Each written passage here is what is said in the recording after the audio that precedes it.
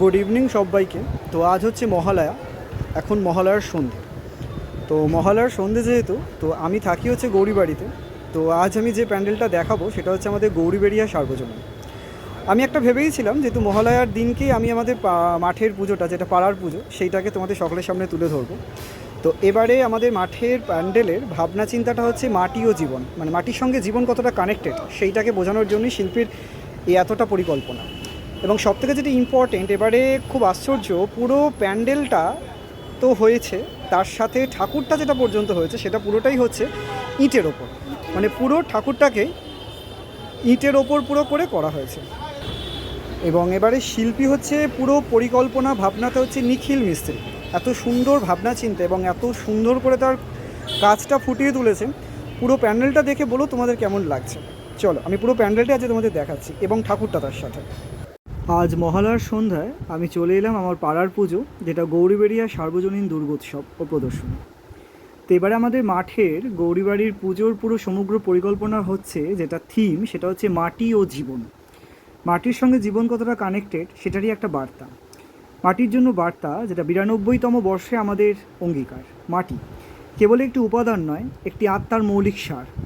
মানব অস্তিত্বের ভিত্তি ভৌতিক উপাদানের দিক থেকে একটি মানবদেহের পঞ্চতত্ত্বের অন্যতম, কিন্তু বাস্তব জীবনে মাটি ছাড়িয়ে যায় শুধুমাত্র উপাদানের সংজ্ঞা দিক।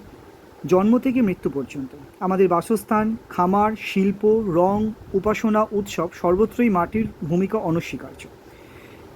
আজ মাটি বিপন্ন, শুধুমাত্র মৃত্তিকা নয়, প্রতিটি জাতির মাতৃভূমি আজ হুমকির মুখে। আধিপত্য বিস্তারের মোহে শক্তিশালী রাষ্ট্রগুলি দুর্বল রাষ্ট্রগুলোর ওপর আগ্রাসী মনোভাব দিচ্ছে। যুদ্ধ, লোভ, সম্পদের প্রতিযোগিতার মানুষ আজ নিজেই ধ্বংস রচনা করছে।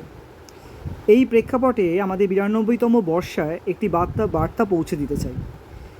যদি প্রতিটি দেশ অন্য দেশের প্রতি সহানুভূতিশীল হয়, যদি প্রতিটি মানুষের পাশে দাঁড়ায়, তবে প্রতিটি মাতৃভূমির প্রতিটি মাটি সুরক্ষিত থাকবে। আর সেই সুরক্ষিত মাটিতেই সোনার ফসল ফলবে। জন্ম নেবে শান্তি, সমৃদ্ধি ও মানবতার নতুন ইতিহাস।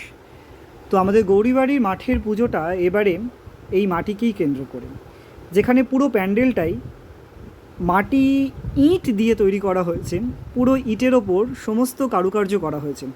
এতটাই নিখুঁত শিল্পীর কাজ যে সত্যি সবাইকে অনবদ্য করবে। এত ভালো শিল্পকর্ম, আর যেখানে সমগ্র পরিকল্পনা, প্রতিমা সমস্তটাই রূপায়ণ করেছেন মিস্ত্রি, আমাদের যিনি রূপায়ণ করেছেন নিখিল মিস্ত্রি। তো ওনার পুরো সমগ্র পরিকল্পনাটাই তোমাদের সামনে ফুটিয়ে তুললাম, যেখানে পুরো প্যান্ডেলটাই তৈরি হয়েছে ইট, টালি এটা দিয়ে। আর যেটা সবথেকে আশ্চর্য, প্রতিটা ইটের মধ্যে কারুকার্য করা হয়েছে।